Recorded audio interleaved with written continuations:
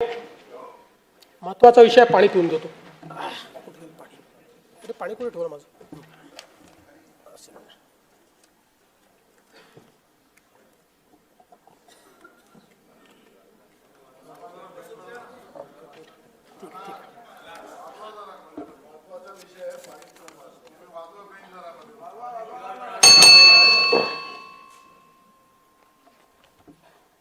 आम्ही राज्यातील शेतकऱ्यांसाठी कर्जमाफी योजना राबविण्याचे आश्वासन दिले होते.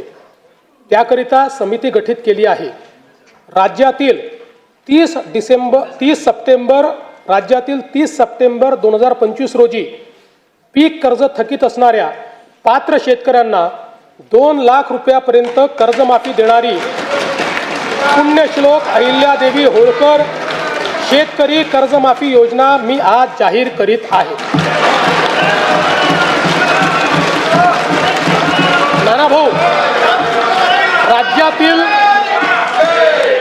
ऐकायचं एक मिनिट. राज्यातील 30 सप्टेंबर 2025 रोजी पीक कर्ज थकीत असणाऱ्या पात्र शेतकऱ्यांना 2 लाख रुपयापर्यंत कर्जमाफी देणारी पुण्यश्लोक अहिल्यादेवी होळकर शेतकरी कर्जमाफी योजना मी आज जाहीर करत आहे. जे शेतकरी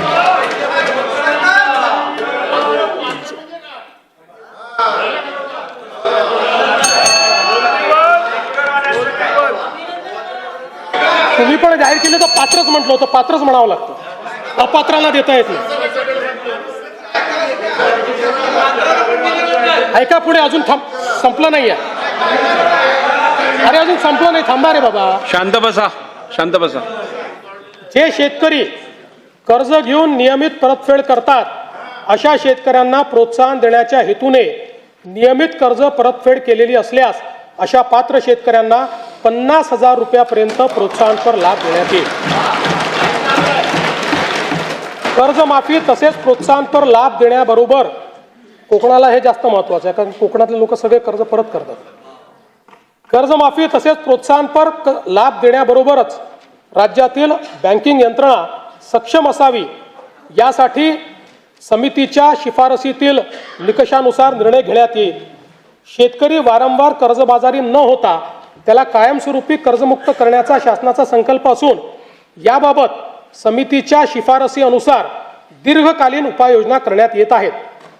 अनुसूचित जाती घटकांच्या सर्वांगीण विकासासाठी राजश्री शाहू महाराज शिष्यवृत्ती योजना, विद्यार्थी वसतिगृहे, भारतरत्न डॉक्टर बाबासाहेब आंबेडकर कृषी स्वावलंबन योजना, लोक साहित्यरत्न लोकशाहीर अण्णाभाऊ साठे नागरी वस्ती सुधार योजना इत्यादी योजना राबविण्यात येत आहेत.